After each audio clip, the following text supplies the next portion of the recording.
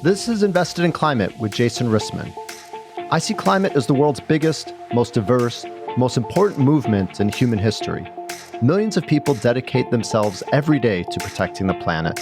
This podcast shares conversations with advocates, entrepreneurs, investors, policy experts, and anyone else that can push our thinking about what's possible and what needs to happen to address climate change. If you have ideas for episodes or feedback, get in touch on LinkedIn. If you enjoy the show, please leave a rating on Apple or Spotify. I'm currently building a new venture. It's related to storytelling and how we engage all sorts of folks in meaningful climate action. If you have expertise in this area, big ideas, or examples of something that's really working, get in touch.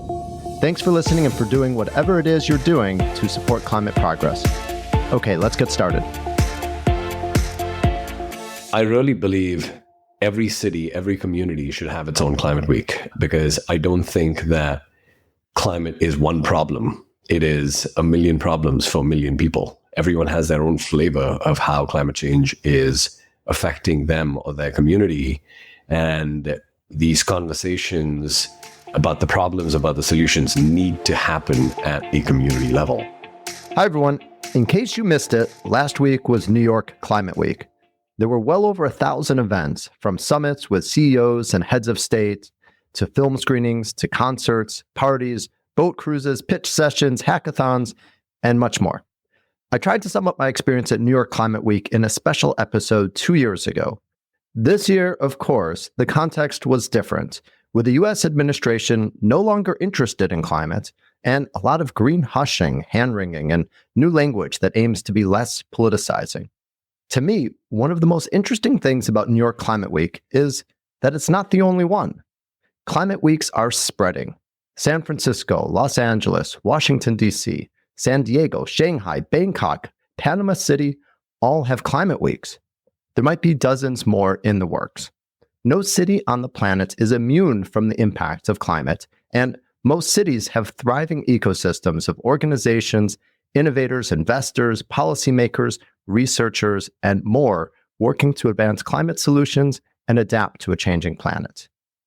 In this conversation, I'm joined by Nishant and Dan Thorman, founders of the LA Climate Week.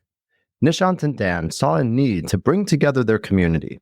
They volunteered to lead and have built LA Climate Week into a successful example that people anywhere can follow to create their own week of solidarity, learning, and action.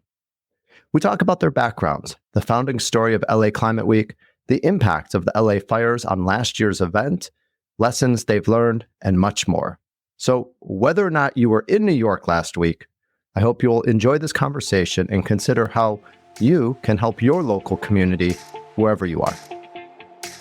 Nishant and Dan, welcome to Invested in Climate. Thanks for joining us. Excited to be here. Excited to be here. Thank you for having us. Really excited for this conversation and to learn about the two of you and how you've helped create LA Climate Week. Before we go there, let's learn more about you personally and your backgrounds. Nishant, you and I go way back to the early 2000s. It's been fun to reconnect with you in the last few years through climate. Will you share a bit about your history and what brought you to start working on climate? Yeah, 100%. So when we first met, it was in business school. I was trying to move into the entertainment industry, specifically the music industry. Had an interesting journey over there, and then a very circuitous spot from there through the world of online advertising, which I was running at Capital One, then as CMO at various tech startups, including Dashlane and Yext, through the 2010s. It kind of just before the pandemic. I think a lot of people kind of started feeling this through the pandemic, but just before the pandemic, I kind of started questioning what the point of all of it was, where this was leading, and really kind of started stepping back and trying to figure out what was really worth focusing on. And climate pretty quickly rose to the top as kind of this force multiplier issue on top of all the other issues we've got going on. And it also happened to be a space that I felt like I could spend years learning and never really figure out what was going on, which was exciting in and of itself, in addition to it just being close to my heart as a person. So I jumped into climate at that point, hoovered in a whole bunch of MCJ podcasts, did a whole bunch of learning and reading and talking to people. And I guess fast forward to today, I'm investing as a partner at Climate Capital, which is a very prolific early stage climate tech investing platform. Operated as chief business officer at Terra.do, which is the climate education platform, where I had a lot of fun with a couple of my really close friends from undergrad who had founded the company. And I also currently advise a couple of other outfits. I'm a GTM advisor to Reunion, which is a clean energy tax credit marketplace and platform, which is going through interesting times given the one big, beautiful bill conversation happening out there in the ecosystem. And I'm also on the board of Climate Cabinet, which is a political organization that's focused on state and local political action in climate, which I think is still heavily underleveraged and fantastically powerful. So excited to be here chatting about all of this with you. And of course, in the past year, I got to know Dan and the folks at Kaleidoscope really well. And we joined forces to stand up the first LA Climate last year. And this year we had our second iteration, which was a really big success. And maybe we should pivot to Dan, who will speak a little bit more about his background and what brought him to LA Climate Week. Yeah, please do. Thank you, Nishant. Quite a full plate you've got. Incredible that you're also organizing LA Climate Week on the side. But Dan, over to you. Yeah, I don't know how to follow all that, Nishant. But it's sort of interesting background. I mean, so I currently run Kaleidoscope Foundation, which the premise of it is actually helping back office support of organizations. It's literally like doing the dirty work, accounting, legal, finance. And I'll get to that, like why LA Climate Week in a bit. But my background, I'm an accountant by education, but have run venture capital backed startups for pretty much all of my career and media, advertising, technology spaces in particular. For the prior 10, 12 years, I've been running media technology companies focused in China and Southeast Asia. I tell that story because it was actually working in Thailand where I got exposed to corporate social responsibility for the first time. The government of Thailand kind of mandates corporations be good citizens. And having worked in the media industry, I actually started witnessing corporations and people doing ESG and CSR initiatives. And I found it fascinating. And I mean, it was corporately driven, but it was still fascinating that the government actually mandated it or highly encouraged it as part of your social credit score.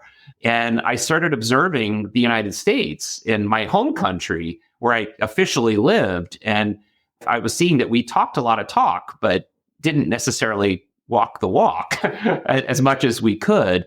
I started thinking, that this was definitely a space that I wanted to get more involved in. The advertising industry is a bit soulless in what we were marketing most of the time. And so I was very motivated to explore that shift. But really, I mean, where the shift came initially was then COVID lockdown hit.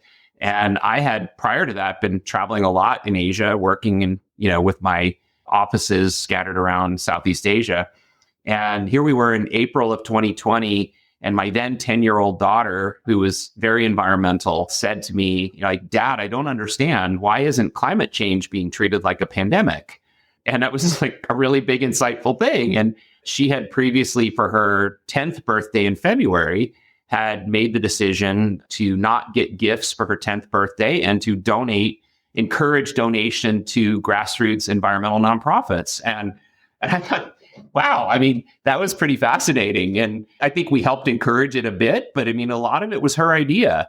And so it was actually along that journey that I got to know a number of nonprofit orgs in LA specifically, like very grassroots environmental nonprofits, and started like thinking about what she said during COVID and our exposure to them. I started realizing that there was a really big need in helping amplify the voices of these nonprofits, that they were all working on kind of different things, but they were very siloed. And so along with my daughter and my family, we launched a nonprofit called Environmental Scouts, which was intended to kind of be that hub and spoke. Fast forward over the year of COVID, I really started analyzing what do nonprofits need? And there's a lot of mission-driven needs. I mean, a lot of nonprofits are really wonderfully mission-driven, but most are very under-resourced when it comes to operationalization and organization and being stuck in silos.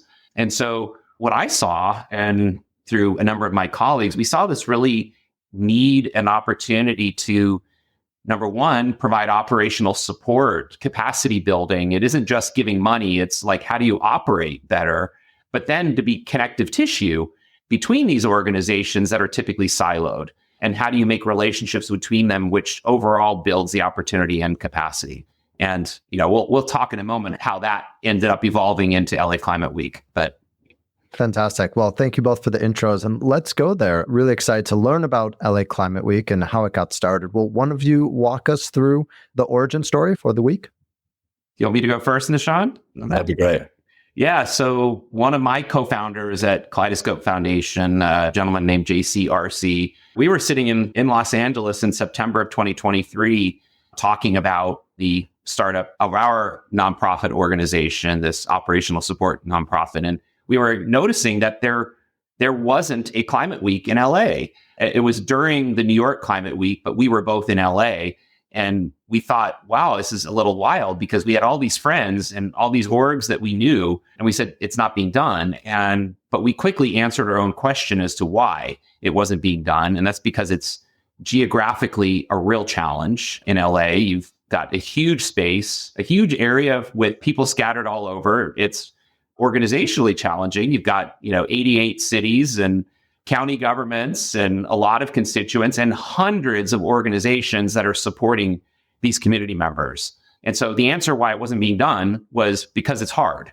And we felt that it actually was very mission aligned. Over the next 6 months, we started really talking to constituents in town, talking to government leaders and nonprofit leaders, and basically saying, if we stepped up to do this, would you want us to do this? And the answer was please and quick. And that evolved into our plans to launch the inaugural Climate Week in September of 2024.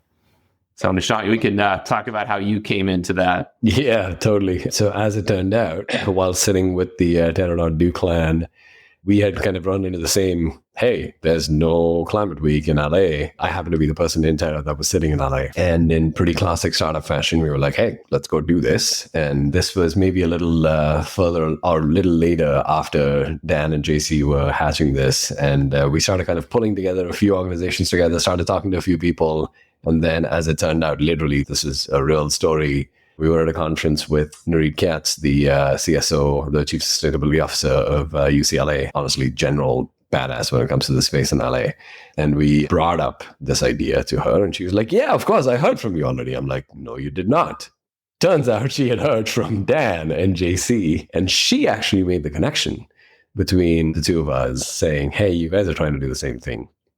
Maybe you should join forces. And we said, absolutely, we should join forces, because I know going in, one of the core ideas for me wanting to start something like this up in LA was it felt to me like there are a lot of people that are focused on climate work and in the climate ecosystem in LA, but they are, like everything else in LA, extremely distributed, disjointed, not necessarily talking to each other nearly as much as they could or they should. This idea of one central platform to kind of start bringing all of those different constituents together felt like a real need. And of course, there shouldn't be two platforms. There should be one platform. So I'm super happy to say that we joined forces and pull it together. Well, and I'd love to just do that extra shout out to Nareed, because it really, it was one of my third co-founder, Laura Rudar, who was a student at Stanford, had actually been connected to Nareed. They were chatting, and I love that Nareed is just a very blunt leader in the space, who's become a great friend and supporter. And she just said, we don't need two of these. We need one done really well, and I'm paraphrasing, but that's pretty much what she said. And she basically said, I want to go to one of these. Can you guys please collaborate? So yeah, that's what started a really great relationship. Well, I love the synchronicity and just right time, right place that you guys were just ready to collaborate like that. I'll confess, I haven't gotten to attend the LA Climate Week yet, though I very much hope to. As the week of events are obviously organized by local companies and organizations, they're of course a reflection of the LA climate community. Is it fair to say that the entertainment and culture industries have a stronger presence than perhaps in other cities? And what else makes the week distinctly LA? Yeah, we believe that the entertainment and storytelling industry needs to be a key component. And there's some wonderful organizations that have been focusing on that for quite a while. Like just this last week has been the Hollywood Climate Summit. run by a wonderful group that has really tried to engage the storytelling component of engaging Hollywood. We think that's a critical component to tie in. Our mission at LA Climate Week is to be much more broad in engaging many, many different verticals in the conversation. But to your point, a really, really unique opportunity that LA has, especially not just as a giant geographic location with a large metro population, 18 million people, if you count all of LA Metro. I mean, it's a huge area, but the world is paying attention to what we're doing in many ways. And so I think leveraging and, being cognizant of LA's storytelling capability and that reach of Hollywood is really important, which is why we've also become really good partners with Hollywood Climate Summit. And helping engage that is, how do we take this already growing platform and this community reaching platform and really layer in that very uniqueness of LA? And I think Nishant highlighted this a little bit, and I think you might get into like what differentiates us with other climate weeks later, but our mission is to be community first. Businesses are important, governments are important, but we look at the community as the constituents. They're the voters, the consumers, the workers. They need to be part of this conversation. And I mention that as relate to your question, because the entertainment community is much more inclined to engage with community versus business. And so very much by execution and plan, it also creates a unique opportunity to engage in that uniqueness of LA, like getting a celebrity engagement and Hollywood engagement. They're much more likely to be engaged with people. That, I think, is a very unique component. Thanks, Ted. I'd love to go a bit deeper and learn more about your perspective on the entertainment industry. Of course, there's a lot of people in Hollywood who care about climate and want to do more. How is the climate movement showing up within the entertainment industry today? What potential role do you see entertainment playing in climate, and how do we get there? I can give you my perspective first. I mean, I've been not just Hollywood Climate Summit, but I've attended other storytelling summits in LA over the last year. And there is a significant effort between the Hollywood studios and writers to integrate storylines into popular culture, into shows. And it's so natural and so organic because everybody lives this every day. So I don't think it's actually a hard thing to do, but there's a very, very intentional effort by the development teams, production studios, streaming platforms, to work with their sustainability teams, not just to do better sustainable productions, but also to integrate sustainability education into the body of shows. I think it's fantastic. I've been witnessing it directly throughout these outlets. So I think that's a very unique opportunity that I've directly witnessed.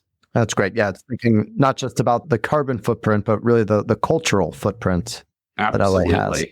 Yeah, I mean, I was in a conference and I was listening to Emma Stewart, who's the chief sustainability officer at Netflix.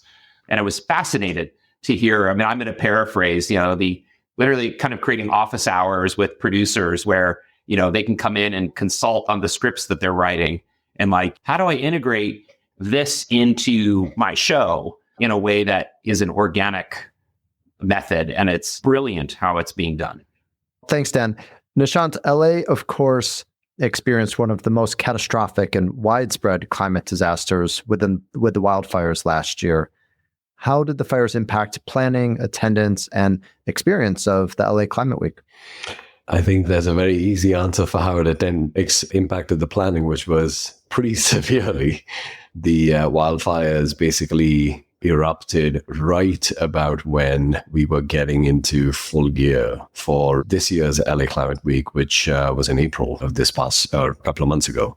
And it honestly completely threw a wrench to all of the planning. Many of the people organizing were directly impacted or impacted by second degree. Honestly, the entire community just needed time to slow down, recover, think, reflect. After giving it a few weeks, we kind of got back into gear, but with a distinctly different approach than what we were planning in the beginning, where we really wanted to kind of let the community speak and bring forth organizations and their ideas and the conversations they wanted to have in whichever state they were in at the point, honestly. So that ended up reflecting itself in kind of what this year's Climate Week looked like, all the way from hey, there was an extremely focused set of conversations around how the city should rebuild, given where it stands right now, which included several folks, both speaking as well as in the audience, that are pretty intimately involved in the planning process of that rebuilding. For example, from folks in the Blue Ribbon Commission, etc. On the other end, there were several events organized by, you can kind of broadly call it kind of environmental cultural organizations in the city that really, whose objective was to just get people together to sit down and have a conversation about what the city had gone through and about what people had gone through and how each one of us are affected and figuring out how to move on from there. And, maybe one other thing I'll add is I got a lot of, hey, I didn't know this was happening in a month comments from people because of all of the delays in kind of getting this off the ground. But I would say that it is maybe a testament to either how much it was needed or how quickly people rushed, that we had events as well as turnout that was significantly stronger this year compared to last year, which already was a great start. Yeah, so look, it clearly colored the week pretty strongly. And I expect that next year or in kind of the forthcoming editions of when we do this, really, there's going to be a lot more focus on how is that rebuilding progressing and how is it kind of moving towards some of the bigger things that are going to be happening in LA, including the World Cup and the Olympics and stuff like that. What a lot of people don't, like you, Nishant, you mentioned, like, it's amazing that a lot of people weren't even aware that it was happening, which, by the way, I also see as a huge opportunity because I keep hearing people saying, I didn't even know this was happening, which is a good sign of the growth potential. But the inaugural LA Climate Week was less than a year ago. It was actually September, which is kind of mind-blowing. And so we, just to underscore this, like after we executed the first LA Climate Week, which was an extremely difficult but huge success, of many community members said, would you guys be interested in doing this in the spring instead of the fall? And so we agreed, like that sounded like at the time, a great plan. And so we actually made the announcement of that in December, along with one of our organizing partners that came on this year, the Jane Goodall Institute, which was a huge honor. So we made this announcement with the expectation that we were going to jump right in January 1st and, have a whole big 3 months, to plan. And so, we don't need to restate the obvious. The whole month of January was gone. But the one thing I wanted to add onto everything Nishant eloquently said was it was approximately mid-February when we were really getting into planning, and we were freaking out. Like capacity-wise, our own capacity was gone, or many of the orgs we were supporting, their capacity was very much struggling. And we actually went to our organizing team. I remember this call, and we said, hey guys, we have an idea. Like, given all these issues, should we postpone this? Whether it's a few months or later in the year. And I expected everyone to come in and go, oh, that's totally right, 100%, we should not do this. But it was the exact opposite. We almost got attacked by our community members, and they said, no, we are doing this because it's so needed. But the reason why that was so important, and I went, I guess we're doing this, it's kind of the adage of if you ask, if you need help, actually ask for it. Well, that was basically our way of asking for help. And what happened over the next 6 weeks was mind-blowing. We ended up with almost twice the size. Not that size is the measuring stick. We can talk about that later. But we ended up with almost twice the size in 6 weeks of planning with almost entirely organic growth from community partners. And that's when we realized that this was bigger than us now. We're now creating this community movement, and we are shepherds, we are stewards of it. And so, so the fires hurt, but it also motivated. Well, perhaps a sad, but perhaps also likely expected reminder that if someone feels that Climate Week isn't relevant to them, it's actually relevant to everyone. And I think LA was maybe one of the first big weeks to probably reach a broader audience because of that. Let's just extrapolate from the experience that you've had and try to understand what you see happening around you. Climate weeks are popping up in more and more places. What role do you see these weeks playing in local climate ecosystems and in the climate movement more broadly? My sense is that I really believe every city, every community should have its own climate week, because I don't think that climate is one problem. It is a million problems for a million people. Everyone has their own flavor of how climate change is affecting them or their community. And these conversations about the problems, about the solutions need to happen at a community level. So I think it's a great thing that more and more of these climate weeks are popping up.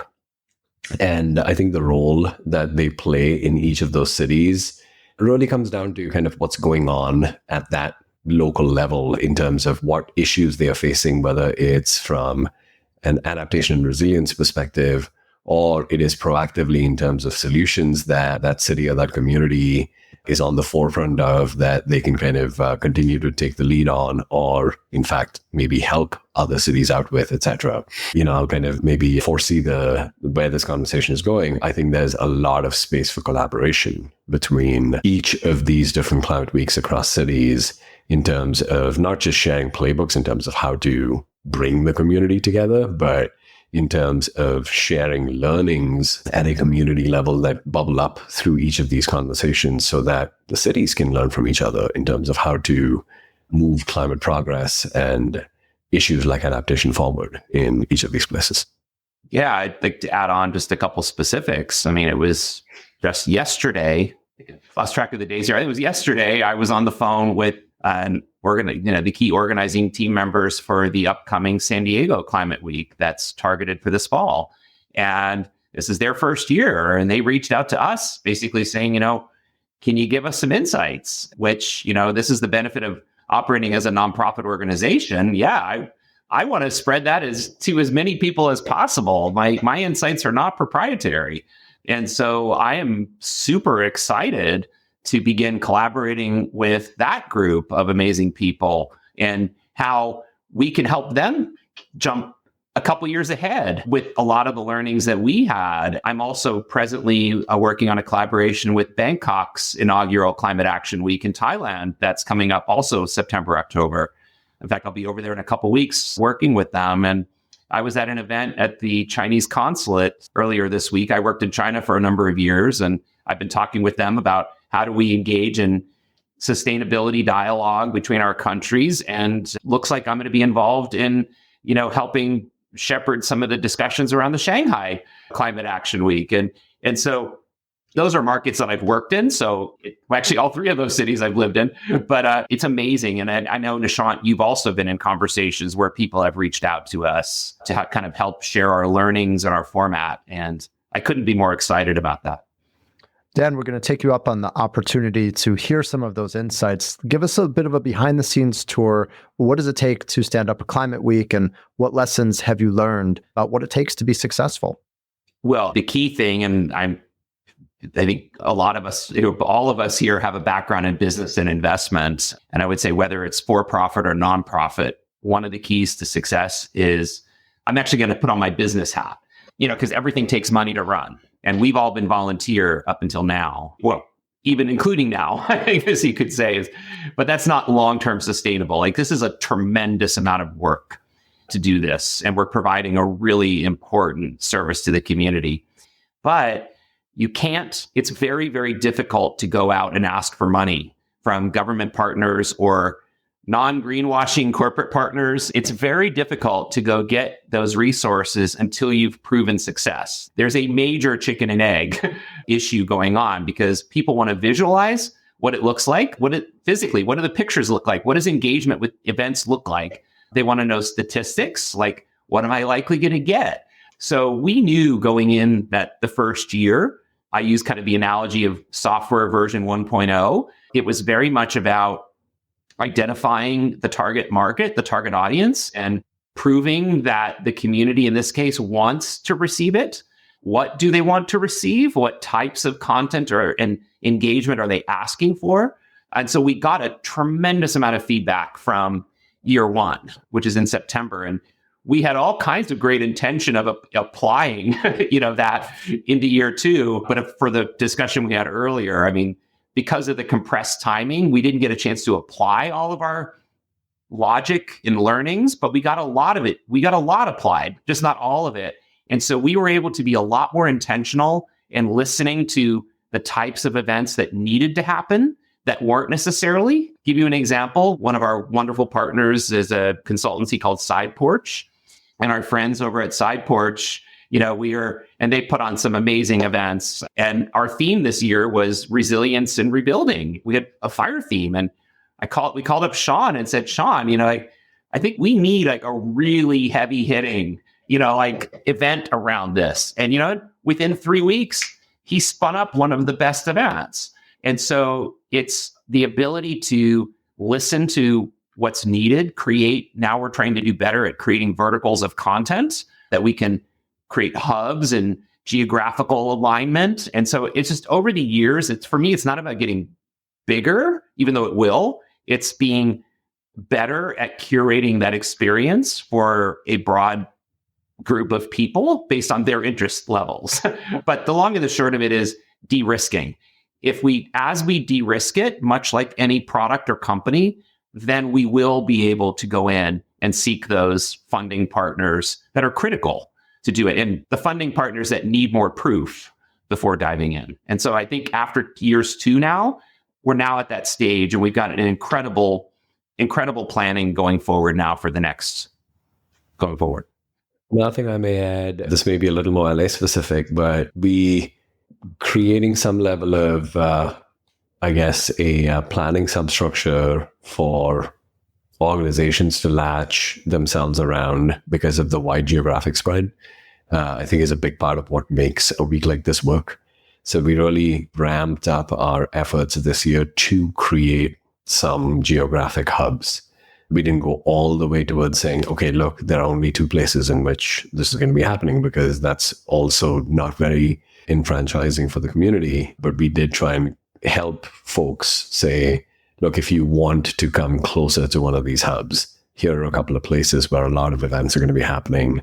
And our goal for the upcoming years is to also start bringing in city infrastructure into play if we can, such as working with the LA Metro, such as working with a few other organizations in the city to kind of help make that kind of, movement of people and goods, et cetera, between these hubs easier and kind of more reliable. It's great to understand some of the nuance of how you're thinking about the evolution, that it's not just about reaching more people, but about becoming more sophisticated, and just smarter in your planning. I am curious about the overall reach and what you aspire to do and how many people you think you can reach.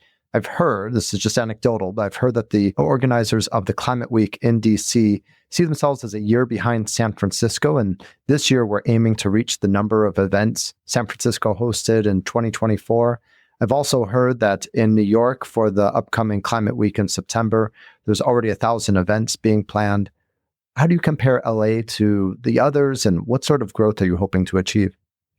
I mean, I can quote some stats. I don't know that number of events is the right stat. It is a stat that, people are using to compare. But if we're using that stat, I'm pretty proud of it. I mean, in the first year, again, I don't have the matrix of who had what the first year, but our first year, we had 120 events on the calendar, and that was coming out of nowhere. I'm pretty sure San Francisco's was less than that in their first year. And in one of the stats, it's hard to measure a lot of analytics around this, and we're getting better at data capture going forward. But in that first year, one of the metrics we created or we analyzed were the number of hours of events.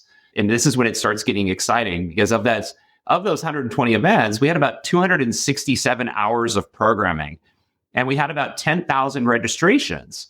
You can discount that number a little bit for people that may not have shown up, but we also know a lot of people showed up that didn't register. And we're like, you got over a couple million hours of education in person happening. Like, that was pretty darn incredible, in my opinion. Now, we haven't finished all of our data scrubbing for this year, but we had, I think it was about 225 events that we featured on our calendar this year.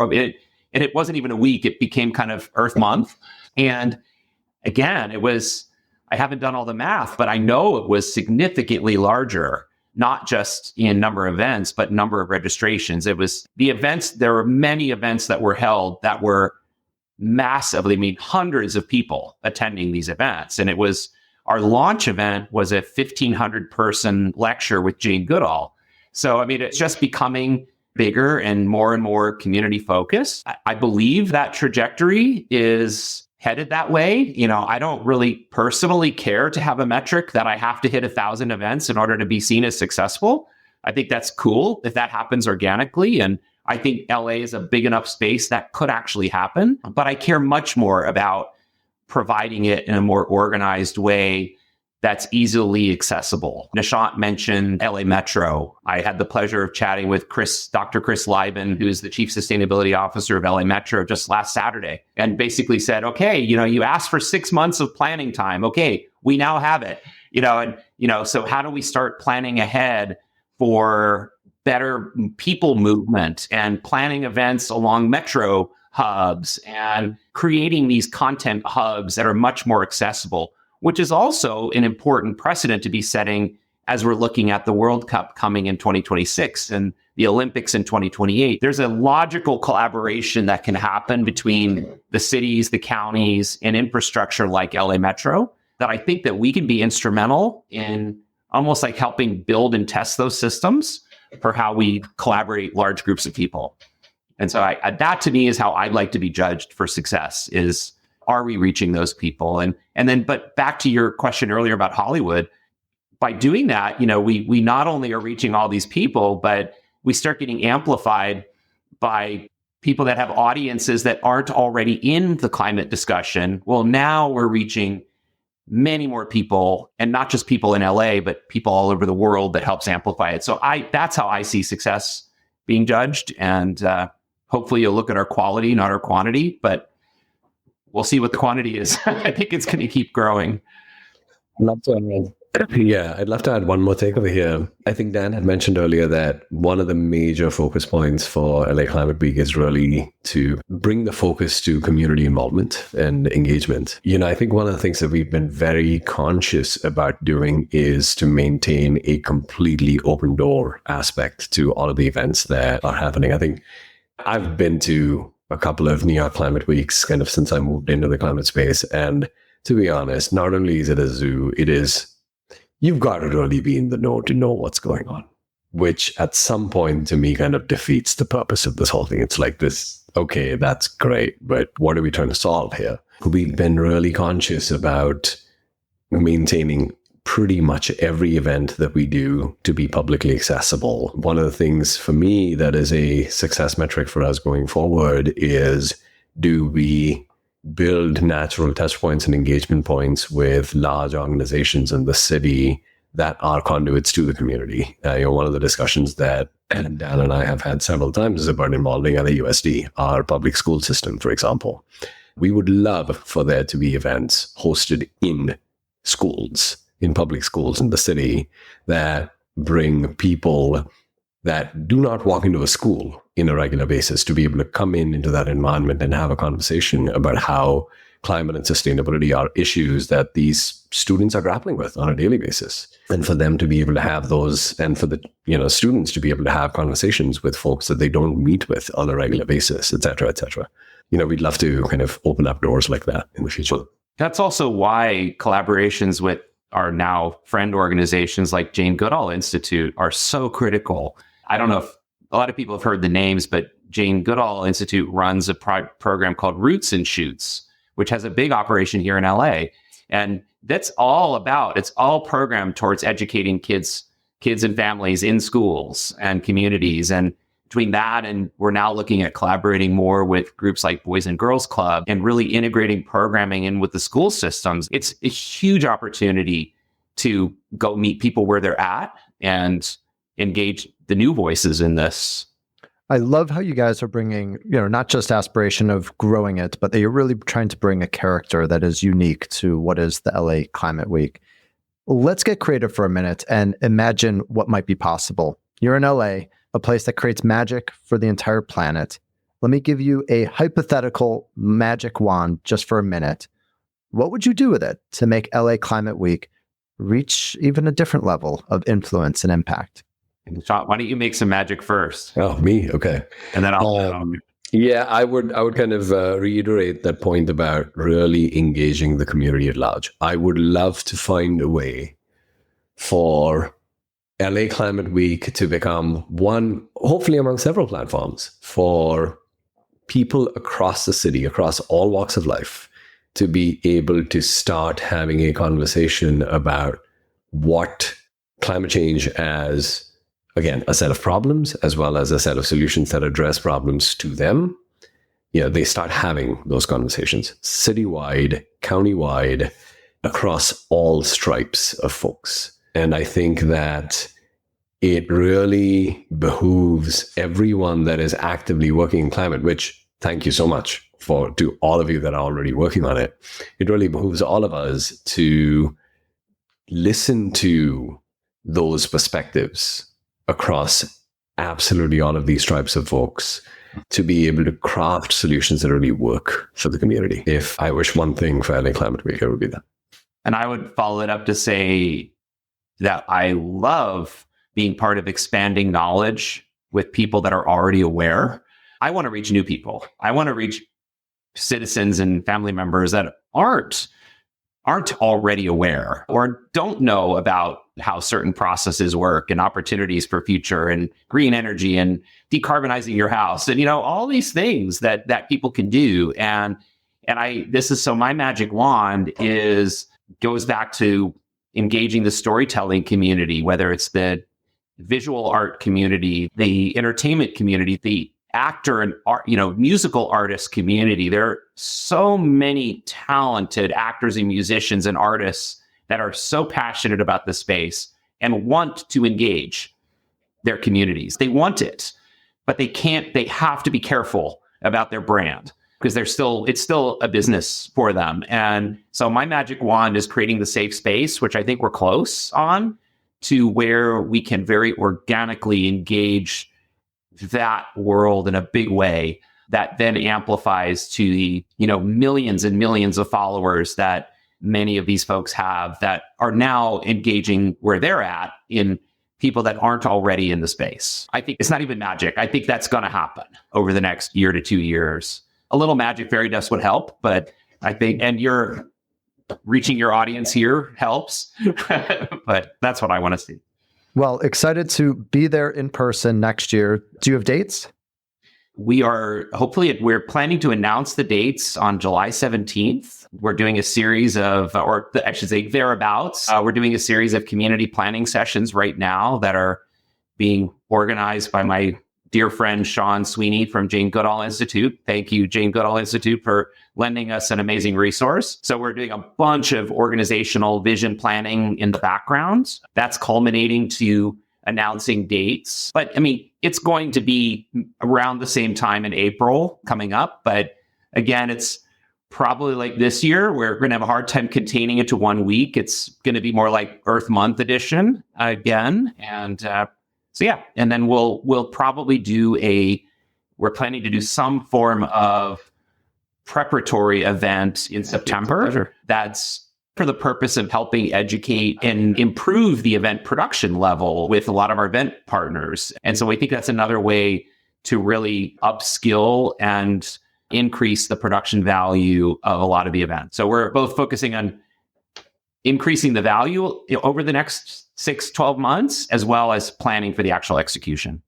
And, I just want to do a quick shout out to our incredible team of team members at Kaleidoscope Foundation and LA Climate Week overall. A lot of people think we're highly funded. We're not. We're all volunteer. And, in our initial collaboration with Terra.do was incredible. And we had this amazing team of dedicated, practically full-time people at Kaleidoscope Foundation, in addition to a bunch of volunteers that stepped up. And we couldn't do this without our community members. We thank everyone for that. Great. Can't wait to hear more. Excited for what's to come. Thank you both for your time today and for the work that you're doing in LA. Thank you for having us. Thanks for joining us for this episode of Invested in Climate. Please remember to rate us on Apple, Spotify, or Google. Find show notes, sign up for updates, get in touch, and visualize your climate action at investedinclimate.com. This podcast is for informational and entertainment purposes only and does not constitute financial, accounting, or legal advice. Thanks again.